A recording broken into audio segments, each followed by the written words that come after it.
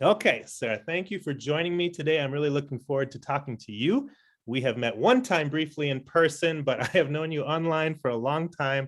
And so I would love to just start out with kind of where you're at in life now, professionally. What are you doing? Because you're doing some awesome stuff. Yeah, thank you for saying that. For the last sort of 3 years or so, have been working on racial and social justice conversations and really working to move the needle so that we get more white people to have conversations like this. We started with a podcast called Dear White Women. I know people have feelings about the name, but we started with that in April of 2019. Then 2020 happened, and we have carried on with our weekly podcasts shortly into 2020. We were kind of like, not everybody's a podcast listener, but we really want more people to think about this message. So what are we going to do about it? And decided to write a book. So that came out. We wrote the book between the election and the insurrection. And then that came out in 2021. And so we've really been focused on getting word out about that and continuing to have conversations with corporations, with schools, with communities about, what it takes to have these move the needle. And I'm very socially justice focused as well. And that's, I believe, originally how we connected on that and over that. And I listened to your podcast and really enjoyed it. I remember listening to your podcast while I was driving in Virginia to my uncle's house last summer. And that was wonderful. You guys do a really good job. We'll get more to those things as we progress, but I wanted to then take it all the way back. I know because you've talked and mentored a little bit about some of my students, which I appreciate. That you have a very winding path. So I'd love you to kind of start as early as you want to go back and take me through kind of how you got to where you're at. Sure. I think I'll mention college because that's where I met the co-host and best friend that I've had for 25 years that I do my work with. Sasha and I met when we were undergrads at Harvard. And then I continued with this whole idea of the American dream success path and worked for an investment bank. I worked for Goldman Sachs in their Tokyo, Hong Kong, and New York offices. And then my dad died. I was 26 at the time. He was only 59. And we found out that he had a brain tumor, and within a month he had passed away. And so that basically shook me absolutely to my core. We're really close. He was awesome. And that really took my breath away, basically. And I realized he'd always, over the years that I'd been working in finance, signed his emails off like, keep the balance, love, Dad.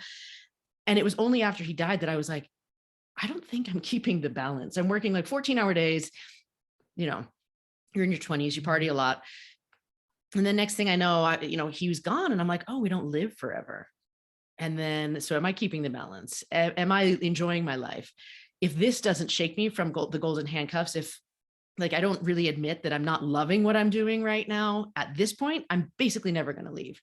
And so I took a leave of absence from Goldman, which, as it turns out, I didn't know mental health and leaves was one of the top causes for people to take leaves of absence in corporate America, but it was. So that felt great to sort of have the time to, take care of myself and figure out what I was going to do next. And I came back and I left. So after leaving, get this, for sort of random winding paths, I had taken a class as an undergrad, and it was all about happiness. So fast forward, I had left finance. I was sort of puttering around in Brooklyn, which is where we were living at the time. And then an old high school friend of mine comes to the coffee shop just to kick around this happiness project she had. And I'm like, man, I wish I knew that guy's name. He was really teaching about this positive psychology and happiness stuff. I can't remember his name. Within the month, my mom was like, no, you have to come with me to this yoga retreat. And I'm like, fine. We're still reeling. It's less than a year after my dad died. I don't know what I'm doing with my life. Fine, I'll go with you to a yoga retreat.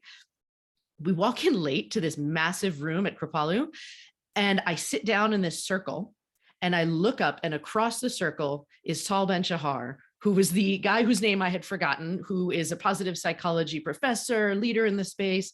And I'm like, this is it. This was the guy I was trying to think of just a month ago that I really wanted to remember. And so we spoke afterwards, and it was great. We reconnected. He totally remembered me, even though it had been 7 years, and said, excuse me, he had said what are you doing now? This is what I'm doing, positive psychology, life coaching. And it was my whole being lit up. This was what I wanted to do. I didn't know this existed. And so I got certified during which time we moved sort of further west out of the East Coast. And it was great. I had my life coaching practice, was chugging along. I found out that he was going back to Harvard and teaching. And so I went back and was one of his teaching fellows, which was incredible. Got to live in a dorm again, and I can tell you a mouse story later on if you want. But got to do that, and then had kids.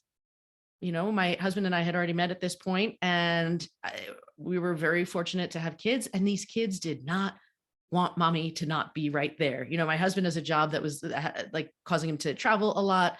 And so I was like, I think this means that I have to pay more attention to these children. And so I actually made the choice, the best choice for our family, which was to shut down the coaching business and be full-time caregiver for the kids, and then the second kid, and then was that dabbling in projects until the youngest one went to kindergarten right here in Colorado.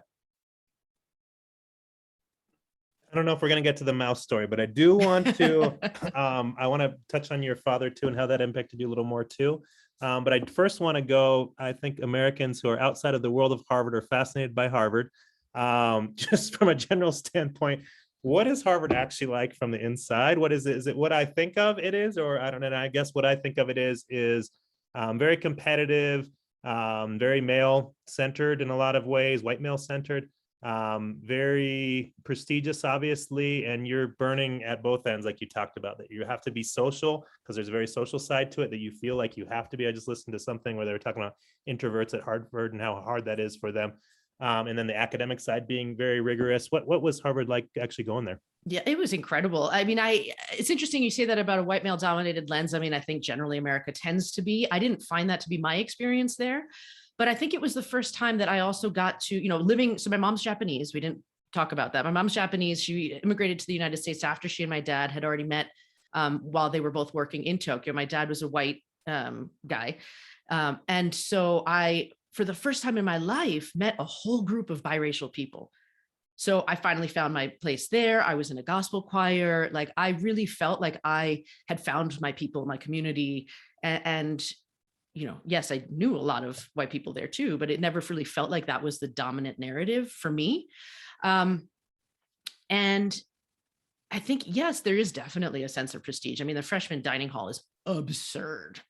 I think it's a gigantic hall. It's like a Harry Potter scenario with, you know, stained glass windows and all that stuff. And the rooms and the dorms are fantastic. So yes, there's definitely a sense of awe and wisdom through the ages that you get that sense of, you know, presence there. But I think you got to sort of participate in it the way you wanted to participate in it. I think the introverts or people who wanted to really focus on their studies got to do that. And then the people who wanted to socialize, there was plenty of opportunity for socializing. And so I found it to be an incredible experience surrounded by people who were really motivated, thoughtful, like driven, intelligent, curious human beings. And I had a lot of fun.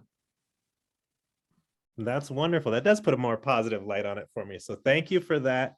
And I still believe that it's one of the few colleges where that prestige factor obviously carries outside of the classroom, and you get a lot of opportunities in networking. I believe the world is networking, and that I'm sure opens up a lot of opportunities in that capacity too.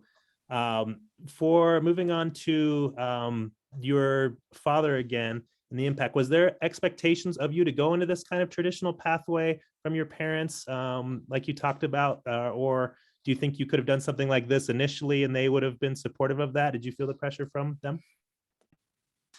Yes, I did actually. And I think, you know, less so from my dad, I think, and a lot more from my mom.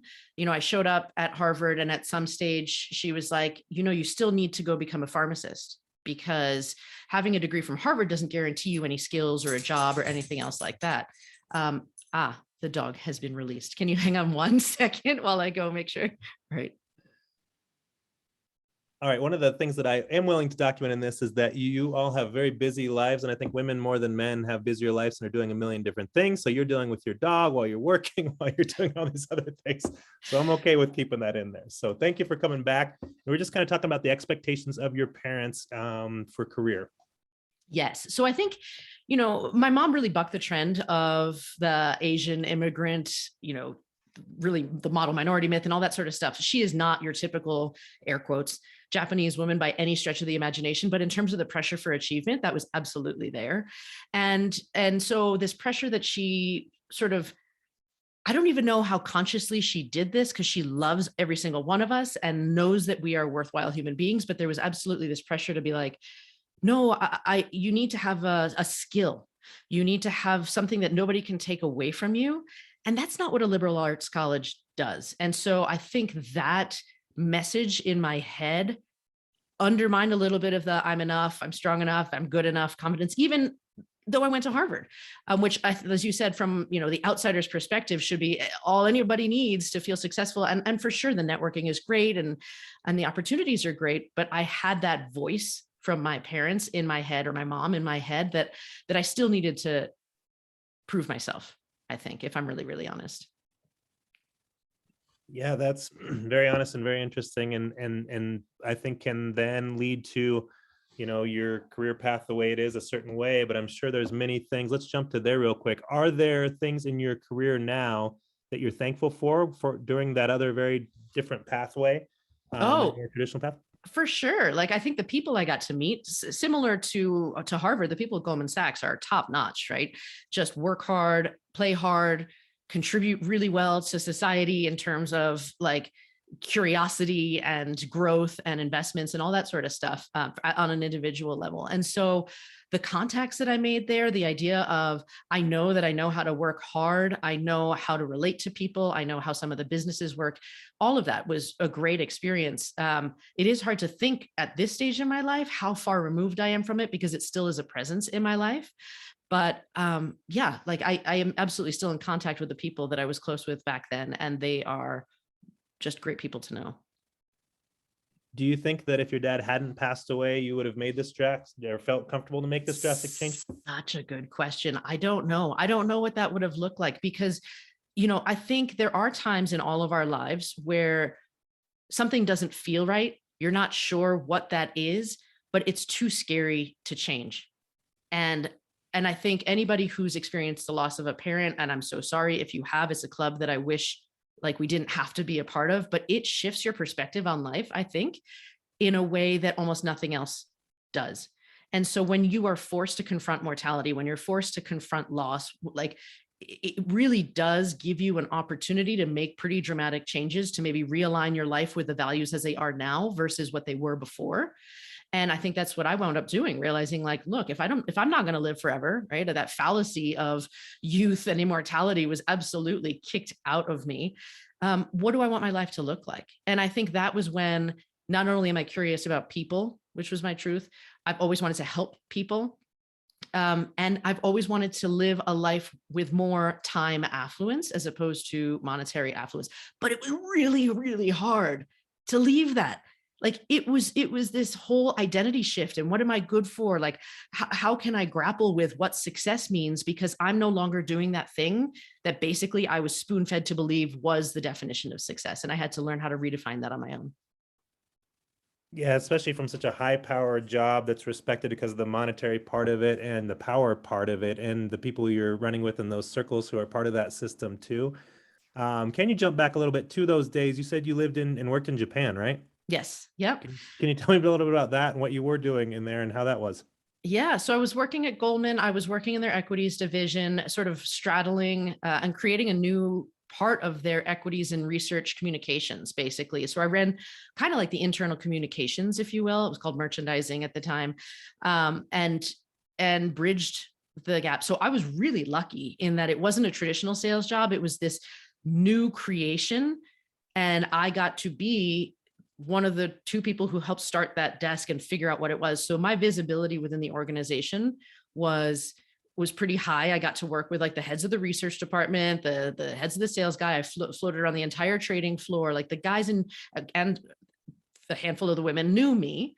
And so I felt really like comfortable in that space. The other thing I would say about the Tokyo office of Goldman that I really appreciated was that there wasn't this hierarchy. It was a very, like I'm trying to make this motion of like a smush down thing, like the head of the entire office would amble over down the row and sit in the empty seat next to me and just be like, how are you doing? And I'm 2 years out of college and he's having a real conversation with me, respecting me as a person. We would go out to lunch together. Like they made a really big point of appreciating me as a person, all of us as people. And I think there's something to being a foreigner, because even though I'm biracial, with my name and how I looked, I was seen as a foreigner with the added perk of being fluent in Japanese. And yet there were people out there who grew up in the United States, just like I did, who are biologically Japanese, but just as American as I am. And they were expected to pour the tea for the clients. They were expected to behave a different way. And so in that culture, I had a very different experience than what I would have had I been fully Japanese, even if I had been American as well. Had you, before going back there to work, had you visited Japan before? Had you been on vacation there? Yeah.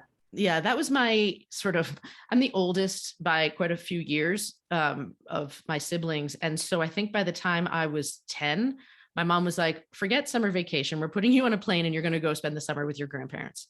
And so, in addition to having traveled quite a number of times when I was younger with my whole family, because my mom left the country and I think she wanted to make sure her grandkids and her parents got to spend time together. So, we spent quite a bit of time there growing up, but starting at 10 years old, I was sent by myself for a number of summers and would have to attend the Japanese local school. And that was actually where I first experienced racism, in the sense that, here I was, my schoolmates in fourth grade thought I was cool. This was in the era of like the scrunchie and the Keds with the push down socks. And there I was, like, they all thought this American was neat to talk to. And then anybody who wasn't in my class didn't know me. They just saw me. And even when I was standing next to the school principal, they're shouting at me, foreigner, go home. You don't belong here. And so I carry that message with me too, in terms of understanding what it feels like potentially to be made to feel like I don't belong or be dismissed and not seen. That's interesting. My wife is from Poland, and we are about to, in 1 month, go move to Poland for 1 year to have our kids be close to their grandparents and really be immersed in the culture and language. And I don't think there's going to be that same pushback from the Polish kids towards my kids, because racially they were the same in that capacity. But I am interested in that experience, because the connection to your culture, I think, is really important and wonderful. And so it's interesting you navigated and having to navigate both of those sides. Was going back to Japan your idea? Was that a goal you had when you started at Goldman? Was that something that you wanted to do? And was that around your culture be based on that? Or was it more just because you had the skills? I definitely did not have the skills. I was like an East Asian studies major. I had no idea what I was doing, but they say they would train you up. And they did. I had wanted during college to actually spend some time understanding my mom's culture. When you have a parent who, and I love that you're doing that with your kids, because I think when you have a parent who is an immigrant, who was raised in a different society with different norms than the one that you're raised in, like some things don't translate. Some things I remember growing up being like, why do I have to do it this way? And my dad being like, this is the culture your mom was raised in. This is how it is, get used to that. And we bridged the cultures in our very own home just growing up. And so being curious about that, I did spend time as a younger child going back, but I thought it would be a very different experience having money and freedom and being an adult, observing what it was like and spending time in my mom's culture. So that was really my drive. I spoke the language and I was, you make more money working at Goldman Sachs than you do teaching English in Japan. And I had a lot of student loans to pay, to be honest. And so I was very lucky to get on there and had a great experience, but it was really driven by my curiosity to live where my mom had grown up. What kind of things did you learn when you were there as an adult, and see what kind of sides, I guess, of Japan did you see that you hadn't seen previously when you were so close to your grandparents and a kid? So my grandparents live in the suburbs, and my mom has a complicated backstory, but suffice it to say, I have family in like not Tokyo, but in a lot of different parts of Japan, some in the countryside, some in the suburbs. And then I had never really lived in Tokyo. When I went back there to visit my grandmother, it would be mostly in the suburbs and we'd take the train into the city periodically. But when I lived in Tokyo, it was almost like a completely different beast, because when you're in the city, it's one of the few places where there are more foreigners. I was one of, I think, 3 non-Japanese women that I knew out there. Whereas there's a lot more, non-Japanese guys that we knew, and we would all hang out. There was a great expat community. But I don't think, I think the best things that I experienced were almost the time with my grandmother, because on weekends, we would go on trips to the onsen, the hot springs together. I would sometimes do like the, those Japanese tour bus that are stereotypically like they have the flag waving and that sort of stuff. I literally went on one of those in Japan, like a bus tour with my grandmother and her friends to this mountainside. And we got to experience that. And it was interesting to spend more time getting to know my grandmother as a person. And I think that's what I take the most from it, in addition to what a wild city Tokyo is, because we had lots and lots of experiences there that were mind-blowing in all sorts of ways. But yeah, I think it was the time spent. You can hear my thread is like, it's the people that have made my life what it is. Yeah, we do all these interviews of elders for Mummbird interviews, and I get to watch them for quality control and to give our women feedback. And it's always about the people and experiences. Mm-hmm. And we've never been to, I love to travel, and we've been very fortunate to be able to travel. We've never been to Japan, but everyone I've known who's gone there has just loved it and had an amazing experience. And it seems like because it was so isolated, it's also a very different culture and unique in so many different ways and physically beautiful. But hard to get to, right? It's very, very far away and very expensive. And I think that's an interesting thing too. My wife's family, she used to do that with her aunts and uncles, is she used to go and spend prolonged periods with them. And I think that it's great on both sides. It's great for the parents to have that break from you, I'm learning as a parent, but also that when your loved one is with someone, loves them and they're connecting, and it's a different bond that way. I think that's so powerful. Did your siblings get that same experience, or was it just you because you're the oldest? Yeah, it was me because I'm the oldest. And I think as I also went to Saturday school growing up. So I had Japanese school every Saturday. So I didn't get to do Girl Scouts, and I didn't get to do soccer or like sleepovers on Friday nights, which I was really mad about at the time. But now, being fluent in another language, I'm really grateful for my mom and the hard work she put into it. My brothers, by the time they sort of came through the system, I think the older ones had sort of worn out my parents, and they were allowed to stop school earlier on. So they're not as fluent, but they still, we do take family trips back there periodically. And even now as adults, we still go back there together and get to spend time with our family. So that's wonderful. So then taking that, and you talked a little bit about the racism that you felt there and how that has impacted your work. I want to talk more about the work that you're doing now, and kind of, you went on this path and you found this kind of guru that you're working with and started doing coaching, and then worked into your podcast. Can you tell me, like, before kind of the podcast and you had your friend, but how did that really come about? Yeah. So when I was doing positive psych and doing that work, I mean, I love it. I still am fascinated by how people work.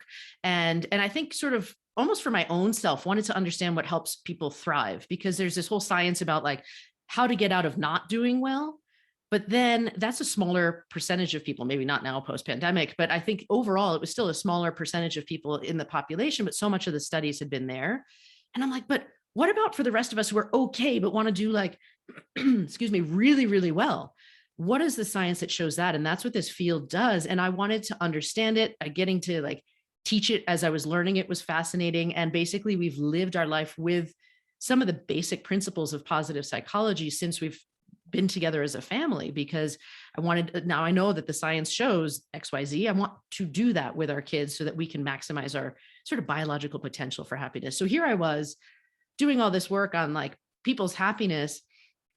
And then I knew that coming out of it as a mom, like out of staying at home parenting, basically, while working some side projects, was hard for me because I wasn't the happiest stay-at-home mom.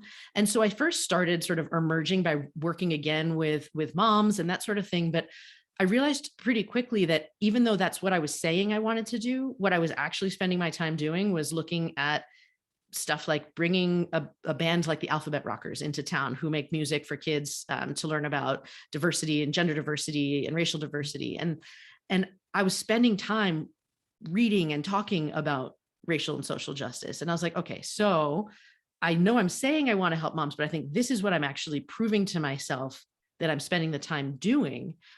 What can I do? And at that point, the other part of this is that my best friend of 25 years, Misasha, who's also biracial, she's married to a Black man, and her boys are very multiracial, Black, Japanese, and white, but the world sees them as Black.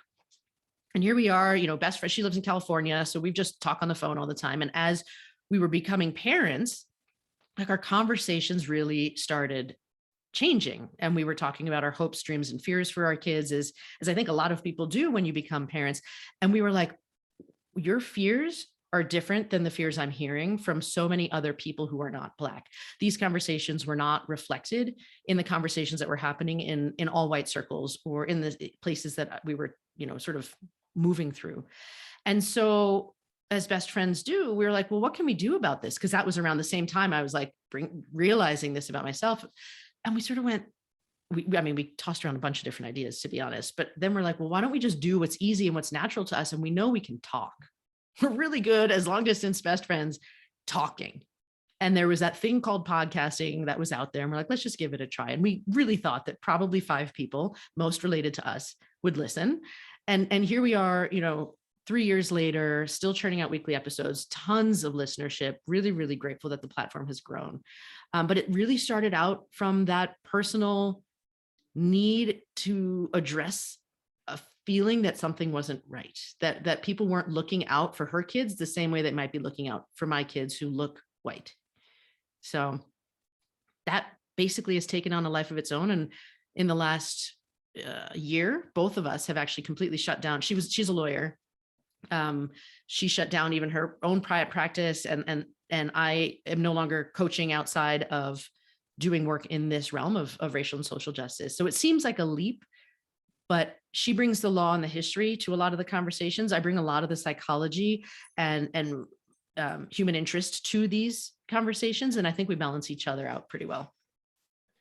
How does that feel to you? Because I'm going through the same thing right now. I quit teaching, and not quit, I postponed because we're going to go to Poland. So I knew I had this kind of year hiatus where I could run Mama Bird full time and give it my all, which is an incredibly liberating experience. It's financially for us, it's tricky because my wife is very much from Poland, and like a salary coming in is a big deal for her. So it's something but she's been very supportive of our work. And for me, being able to follow your passions in that way, especially I just turned 42. So at my age is such a gift. And I feel I appreciate it much more at this point in my life to be able to do this and go for it. And it's so aligned with who I am as a person and all of that it feels really, really good.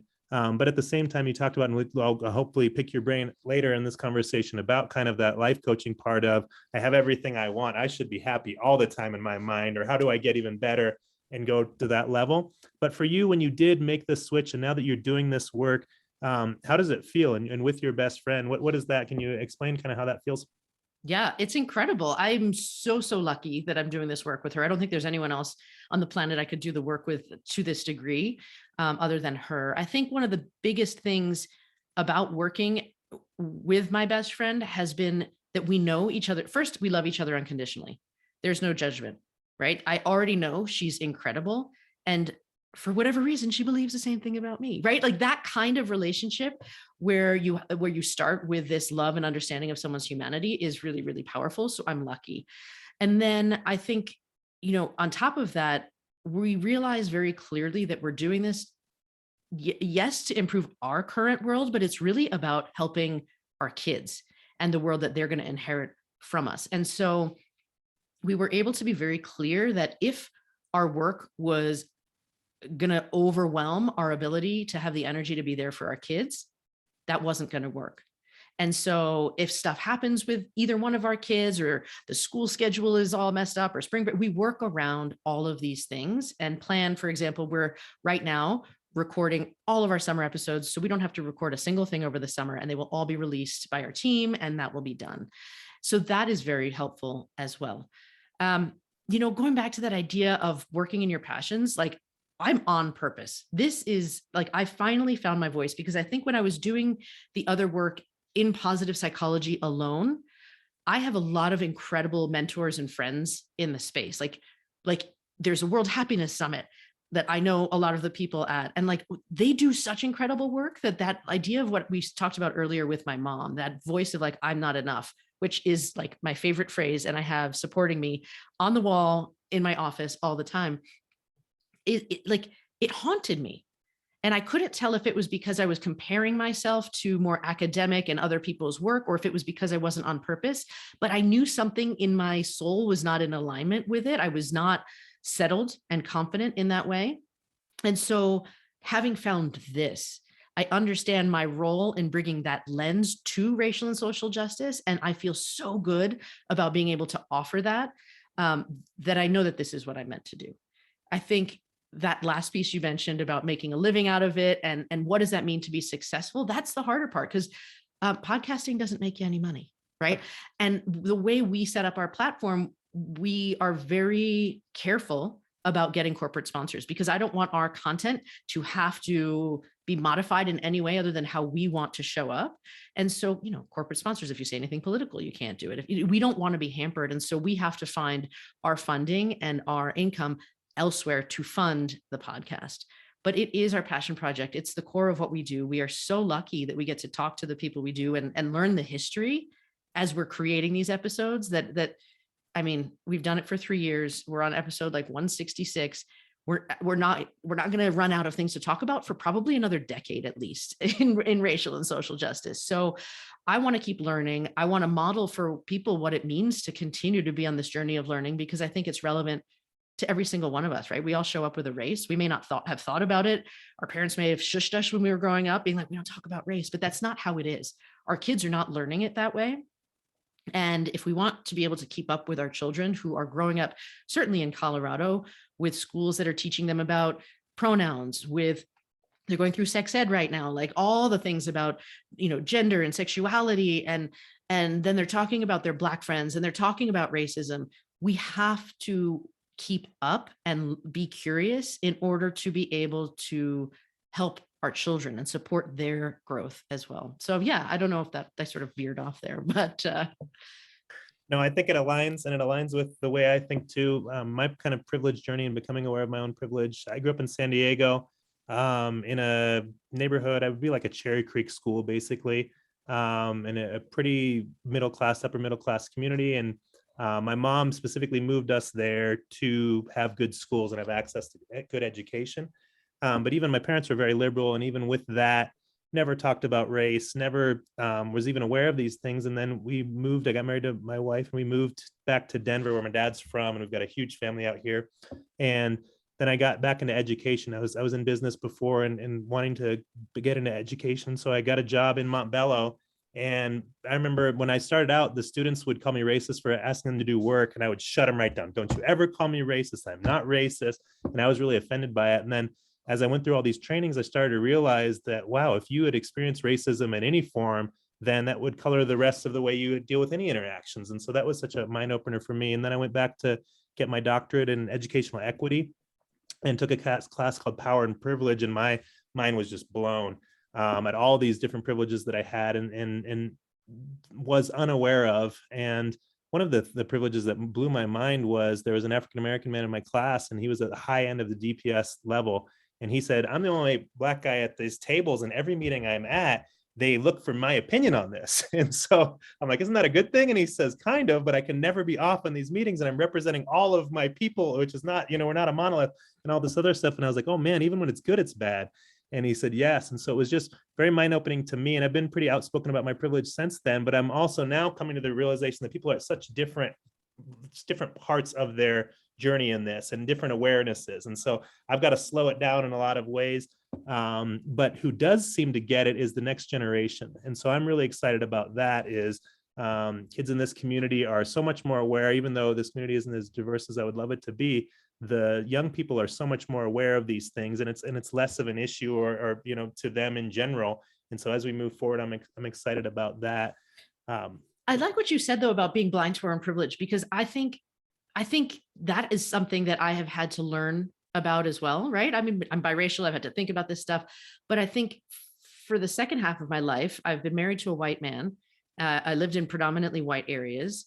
I have a lot of white friends, and like I was kind of like, okay, what yeah, I guess I'm a person of color, but I'm air quoting that still. Like, where do I belong? But I think it's also important to realize we are all in positions of privilege relative to somebody else. And even for me to be able to do what I'm doing right now, I have the privilege of being financially secure. I live in a community that has green space. I have no problem getting my food. I have a car so I can get places. Like, I forget how privileged, how deeply privileged I am. And I have to be very mindful of that in a lot of conversations, because I think for any of us, when we show up, we sometimes don't forget, or, forget to think about how our lenses are shaped in terms of how we see the world. And like, honestly, it didn't occur to me until like the latest couple of elections where I was like, oh my gosh, the way that they are doing, because we've lived in states where we can walk to ballot boxes and drop them off in our community, right? It did not occur to me that some people would have to spend an entire day riding a public system in order to cast a ballot in other states because they don't have the financial privilege that I do. And when I think about that sort of thing and how that plays into the racial politics and so much other privilege also in gender dynamics and the transgender community, like, it's just, I want people to spend a moment to think about what they do have, even if they sometimes feel like they have to work hard or it's not great. Because I have sometimes felt not so happy. We have a lot of stuff going on, but I still have so much privilege. Yeah, I had the women in our program have a conversation kind of introducing people to privilege if they weren't aware of it. And I think people learn easier from young people. And so this was two African-American women, one of them that was, I guess, African originally, or still is African. She's an immigrant from Somalia, and then a Black woman from Colorado, and then an Indigenous woman. And they started the conversation out with, we are so privileged. To live in this country is a huge privilege. To have an education is so privileged. And so it was neat to see it through their lens too, and the awareness of that. Is I think people just don't see that part of it. They get very attacked by it. And it started as a conversation with my uncle on Facebook, where you can get so polarizing and not moving anything forward, really, me arguing with them. And so that's where I thought is, wow, if they could have one-on-one conversations, and that could be a way to really move themselves forward. Because typically we all want the same thing, which is safety and security and education and all of these wonderful things. And I think there's much more that connects us than divides us. Yeah, but I think that's the important point. Like, I just started reading this book called Fractured. I don't know where it's going to take me. So I may, by the time this airs, have a totally different opinion. So I reserve the right to change my views. But one of the premises of this book is that we are getting so divided as societies because we are split so much by our privilege. We are so surrounded by people. If I went to college, a lot of my friends went to college too. In fact, though, only 30% approximately of this country has gone to college. And so I know a minority group within this country, and I'm not aware of it because I just feel like everybody I know went to college, right? And so when we think about what is missing in past generations, we've been aware of this tendency humans have to like people like me, right? Like, I like people like me and you like people like you, and it's a human tendency. They're trying to figure out if it's like from society, but it's really might be just in our DNA that we are drawn to people who are more like us. But societies in the past have had these neutral, like, third party zones, right? You have voluntary programs, you have all these other areas where the community center, those social clubs.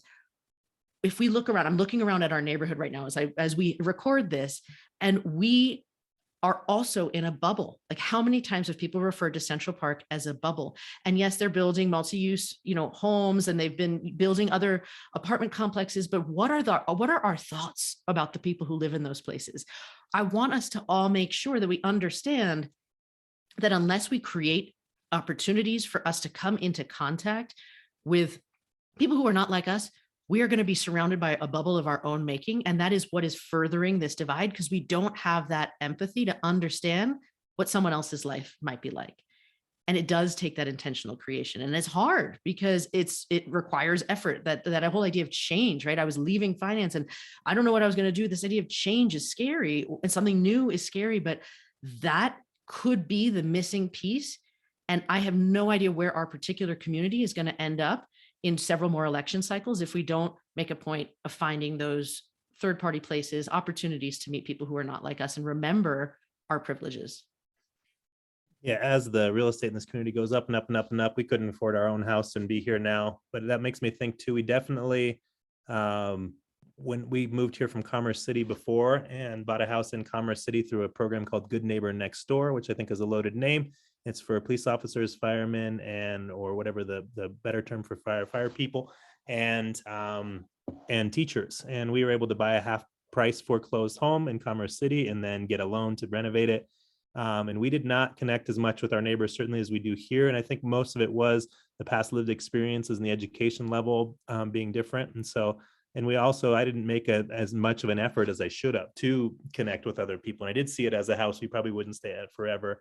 And so that is a very interesting point. And I see that about the bubble with this community. And that's what I think empowering women. I think women can come up with those answers, is how do we bring people together and connect? And again, with the same goal that everybody thrives. I think that no one wants not everyone not to thrive. And so I think there is a solution to figure out there. Okay, so with that in mind, because I do want to become my best self, I just would love to learn more from you now that I know about your coaching past too. I think that's very much where I'm at in life. Is I'm in a very good position. We're about to take, a year trip to Poland and do this, where I want to be very productive with that time.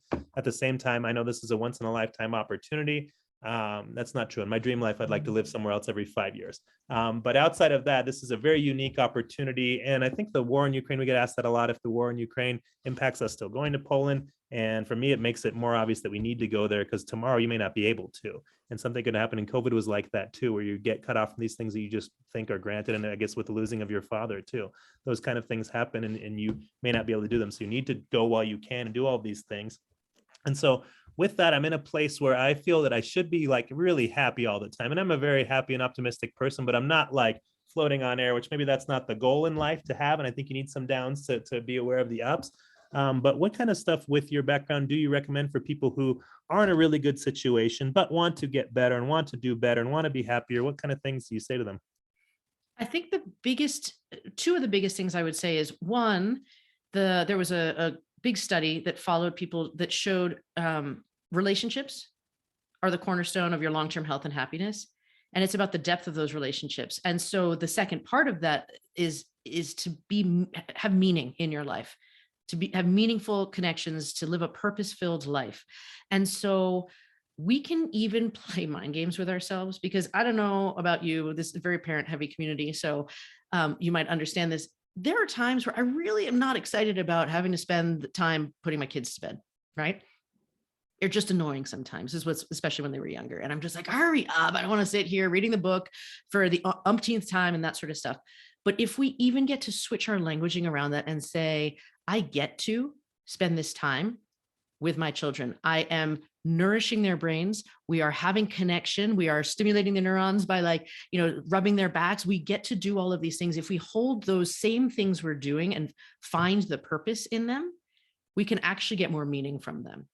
And I think those two things, investing time in your relationships and making sure that what you are spending your time, money, and energy doing aligns with a purpose that you feel strongly connected to, can really shift how we see our lives. Because nobody expects anyone to have like this happy-go-lucky life all the time. I agree with you. I don't think that's the purpose of it all, but I think it's this sense of inner grit, determination, purpose, drive that really gets us to a feeling of satisfaction with our life. And that you struck a chord with me with that, with me becoming, and one of my privileges being born a man and being a father as opposed to a mother. The expectations on me from my children, from society, are so much less than on my wife. And so while I'm leaving my day job to do what I want, and literally all of that comes with it, and choosing where I want to go and having the flexibility in that, and now I'm working out more and doing things that are healthy for me. And my wife is working all day as a middle school teacher, which has made be the hardest of all positions. And then she comes home and has more of an ask from the kids, and the kids are all over her. And I see that with her is it's hard. By the end of the night, she's done, and she wants to have a little time for herself that she hasn't gotten all day. And in my mind too, initially my thoughts were, come on, like our kids are young. This is the time, like you're a great mom, obviously, like enjoy this. And then I see that just the expectations are so much different on me. And I'm like a bonus. Like that was always shocking to me when I was taking my kids out when we were young, and I would get like high fives from the world as I was, taking my kids to the bathroom as a dad. Yeah, dad. And my wife does everything and gets none of the credit for it while she's doing the laundry and all these other things. Right. So I'm reflecting on that. And so that's so much of what you're saying. Yeah, I was on a call with a brilliant person who shared this, which changed my perspective entirely, which was that motherhood comes with actually 3 buckets. There is the physical, calendaring, and emotional care. And when we talk about equitable support in the home, like, who makes dinner, does the laundry, picks up the kids, all that sort of stuff, that's the visible, like the physical stuff is all the visible stuff that you just talked about, right? But a lot of times, at least one parent is also taking care of all the calendaring. Did I do their 5-year checkup? Did I book the play date? Did I get them signed up for summer camp? Like all of the mental labor there. And I then the have emotion. just to interrupt Yeah. really quick. I have no idea what size clothes my children wear. Like, again, I'm a feminist and aware of all this crap, and I still have no idea what size of clothes my children wear. My wife does all the scheduling completely, and that's something that I am so not appreciative of enough. And I always kind of in my mind justify that I could keep the kids alive if she wasn't here, and that would be good enough. And that's kind of the expectation when it is me. And then I also justify in my head that I don't think do things as well as her or up to her standards. But then one of my friends, because we were talking, we Airbnb'd our house when we would go on vacation. It's helped us travel so much. And I was talking about putting on the slip around the blankets, duvet or whatever it's called. And I'm like, I can't do it like she wants. And she's like, bullshit, Dan. Like you could, if I was paying you money, you couldn't do this. So then I started doing that. We got HelloFresh. I'm trying to cook, but the scheduling and stuff like that is such a mental load that she would love to not have to do, but she does it. And it's all too, you talked about you're tucking in your kids and maybe not being aware of that in the moment. From my wife's perspective, like she is not right or able to enjoy anything if the kids aren't taken care of, and not just alive again, like thriving and doing things and the best for them. And so that part of it, I get to do fun stuff with them, but I'm not organizing it or planning it or paying for karate and figuring this kind of stuff out, or piano and all this stuff that she has them in. And that exhausts you at the end of the day too. Talking to you is making me realize that I need to do so much better. So this will be a therapy session for me too. Okay. And then you had a third point. I love all of that. And I am very familiar with the fun dad concept too. And it is like, I used to be a fun, like 20-something-year-old. Like, I think I still have it in me somehow, but I do get consumed with a lot of the worry for the kids and helping them thrive. Right. So that's that emotional part. How is their emotional state? Do I want to be there to listen to them talk in the car, or put them to bed at night, or make sure we have time if we're having dinner together, like to have those conversations. And if they're not feeling right, who is the person I need to talk to about that? Is it a teacher? Is it another parent? Like what's going on? And so it's like the alert antennas are on, sussing out how my children's emotional and mental states are doing. And if they need to talk to someone, who's hugging them, all that sort of stuff. That's usually me as well. And so I'm not dissing my husband at all, but like he can speak to them. Once I explained, the point of this is that I explained this framework to my husband, and he kind of went, oh, like I see it now. I used to just look at the physical labor and be like, look, I'm helping with the food. He's been amazing. I do not like cooking. So he has totally taken over a lot of that.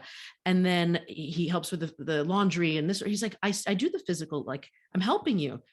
And then when I explain the other stuff, he has actually started saying, I noticed that you changed account. Thank you so much. Because usually with all of these emotional and calendaring stuff, in order to change the one lesson, you need to shift the other time. Like it's this huge knock-on effect, and it turns into something bigger than just one quick phone call. And him appreciating me for those keeps me floating for a lot longer than it would had all of those things been invisible, because that's usually the invisible labor. And if we can help magnify that, make it more visible, and have women feel more appreciated for it if they're the ones taking that on, I think that could go a long way. Yeah, one of the things my wife said to me, first of all, our love languages are very different. Mine's appreciation, and so the recognition is what I'm looking for, or not what I'm looking for, but what does keep me going, and that I that's the way my love language is. But hers is like action, whatever action is. Like she does not care about thank you. She wants you to do the scheduling and things like that. So I'm working on that. But one of the things that she said to me that was so like impactful to me was she's from Poland. They're from small spaces. Everything is very neat and organized, and that's not the way I walk through the world. And so she's like, this is stress on my mental health. You're all about mental health. You're all about women. Like this is my mental health is not good because of this. And then walking into this kind of stuff. And so, and then also the kind of frugality point of her, the way we see money is very different. And I think that it's going to come again, and have been in a situation where that's been the case. And so she doesn't see that same point. And so like paying for a cleaner was hard for her initially, even though it brings her so much joy. And so things like that I've noticed. So I'm working on it. So this is all good for me too. And trying to do more physical things, but yeah, the emotional side and taking on that so that she can do it and get her away on girls' trips and be supportive of that so she knows everything can be taken care of is really powerful. With that part, mental health, how do you balance mental health while you're doing all this stuff, while you're dealing with on your podcast very heavy subjects, while you are talking to people again, often about things that they're not ready for, and in everyday conversations and things like that? How do you balance the mental health sides with all what you're doing? Yeah, that's a great question. And I'm really glad you asked it. I mean, I think after the pandemic, everybody's mental health and their relationship with it has shifted. People may have become more aware of what it takes to maintain their mental health. But I think for us, it's almost because we have these heavy topics that we double down on the mental health care and physical care for as well. Last year for me personally was really, really rough. And I think the toll of the pandemic hit every single person in my family. And going back to that idea of like, I must rush in like a bulldozer and help figure out what is going on. That took a lot of life and energy from me to do that. And I think starting this year, it was this opportunity for me to take a breath as we, after we published the book, because the book was coming out with all of this stuff, we really reset over the holidays and we're able to say, okay, what worked, what didn't work about this last year? What do we need to do? And so in our calendar, we have started putting stuff like our workouts and workouts, shower, because let's be honest, everyone likes it better if you shower after a workout, like carving out time for all of these things first before we start scheduling in our meetings, our appointments, our recording, our writing, our planning for our talks, that sort of stuff has been a game changer. And we get done what we can get done in the times when the kids are at school. But then part of our weight was like, I don't want the kids to feel like we're no longer with them. So we really, really make a point to do as much as we can during the school day, during the school year, while also prioritizing, getting all of those pillars of things that we need to do, like including lunches with friends, because that sort of stuff gives us new perspective. You can't do this work entirely in a silo. And so that has been a game changer for me to be able to prioritize it first, as opposed to when can I fit that workout in? Oh, look, I ran out of time. It's been like a week or a month or however long. But it took me a while to feel like I could justify doing that. And so I'm glad you asked, because that was my big fight for myself this year, was to get my physical and mental health back in order. So yes. And that's something I've struggled with too, as I reflect on my year that I've had away from having all these commitments that I had previously and will probably have again in the future permanently. I feel like I didn't prioritize things that have value to me enough because it wasn't directly aligned with the business or money making. And for example, so my dad's the oldest of 11 kids, and my dad is now 75.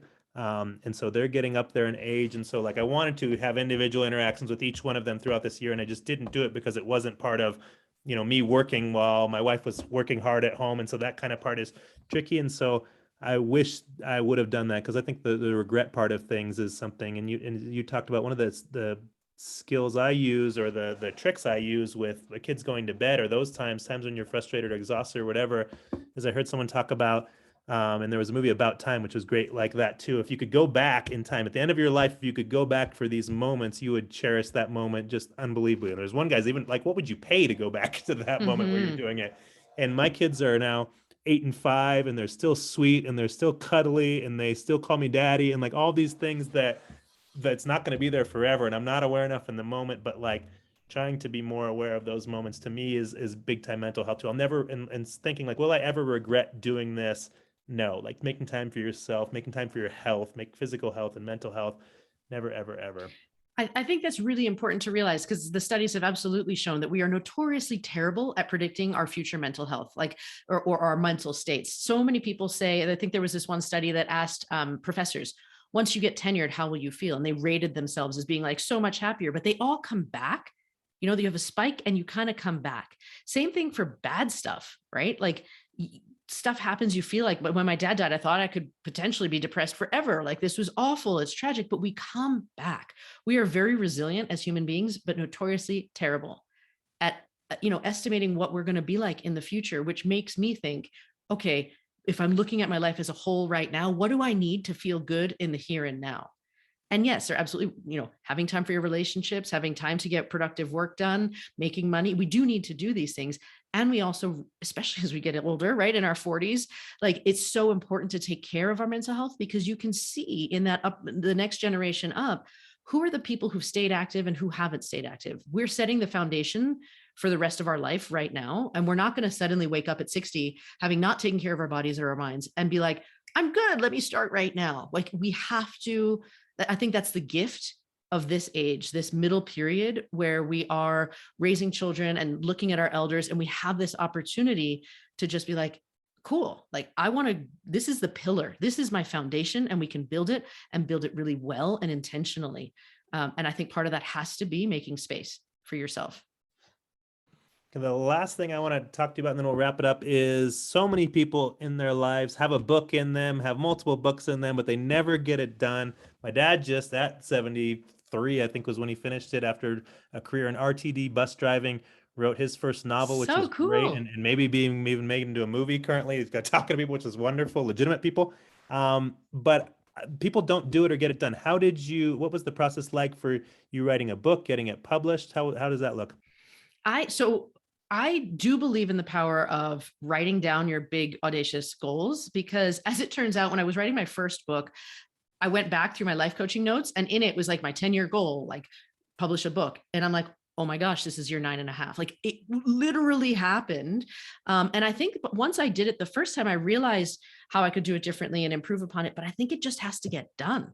It has to be like a goal. For me, I'm not one of those people yet who can spend 5 years spending like 10 minutes a day writing. Like, that wasn't my style. It was more like, let me like push this baby right on out of me. And it was spending dedicated time and sort of making everything else go on maintenance to get it done. And for me, that worked better. But I think the thing with creativity is we all are creative in our own ways. So if that book is part of your creative process, go for it, because it'll never be in the world unless you put it out there. And once you get a draft, like, you're going to edit it, you're going to fix it, you're going to do more with it. So just start writing. I think have that vision for what you want to create, and go for it. Yeah, I've heard that too. There's no such thing as a good first draft, and just getting it on paper. And I always say done is better than perfect. Like, get it done, and you can always modify it and make it better in the future. My dad self-published his book too, which is very easy now. And they have these systems. And I think whenever someone buys it on Amazon, they literally print out a copy and they're sending it, which is an amazing world. And he even has an audio book that's made from it, which is wonderful, which I'm re-listening to now, which is wonderful. How did the publishing part work? For us, we went with a partnership publishing model. For us, this is what we think is more of a mass market book. It's a really good level setting guide to anti-racism, like including all the usual pushbacks we get from white people when they're first entering the conversations, to the common things we assume about people of different backgrounds in this country. And so we wanted it to get to a wide audience, which meant bookstores, and therefore we couldn't go self-publishing, because that is great and it won't show up in bookstores. And so we also knew that traditional publishing, we didn't have, hundreds of thousands of followers and people we could say buy our book at that stage. And so traditional is not as interested in us. Plus, they tend to take longer to turn a book around. And this felt like a right now kind of book. We are in the heat of anti-racism, and we got the book out in 2021. And so this partnership model for us was, we invest, like they have a structure, and they all come from traditional publishing. So it's a high quality editor, cover team, like fact checking, all of the stuff that they provided for us, and we paid for it. And then we get huge royalty percentages compared to the traditional publishing model, because we put some of the money upfront into the production of it. Our skin is in the game, their skin is in the game. And so together we really work to get the book out, and it's in bookstores all across the country from that. Yeah, and I saw it in our library. I took a picture. That was so cool. I was so grateful. Thank you for that. Okay, final thing then is that how can people support you now where you're at? What can people do to help support your work? I think the biggest thing is, see if your organization, whether it's your book club, whether it's the company you work at, anybody locally here wants to continue to have these conversations, see if you can hire us. We really, we're thriving with these fireside chats, because I think people hear our voices in a different way. We have a very different, unique lens that we have these conversations through as biracial people, one of whom is married to a white man, one is married to a Black man, with very different, professional backgrounds. And so we really have been grateful for those in the community who've already brought us into their organizations to have us lead conversations or be part of them. And on top of that, like, please read the book and leave a review on Amazon for us. And if you want to check out the podcast, great. If you're a podcast listener. Yeah, and the podcast ratings go a long way too, as far as that and the algorithm, right? And I think with the ratings online too, that makes an important thing. And it's Dear White Women. That's the name of the podcast and the book, correct? Correct. It's Dear White Women, and the book is Dear White Women, Let's Get Uncomfortable Talking About Racism. And I am really psyched to be here, and I'm really excited to see where we go next. So thank you for having me on.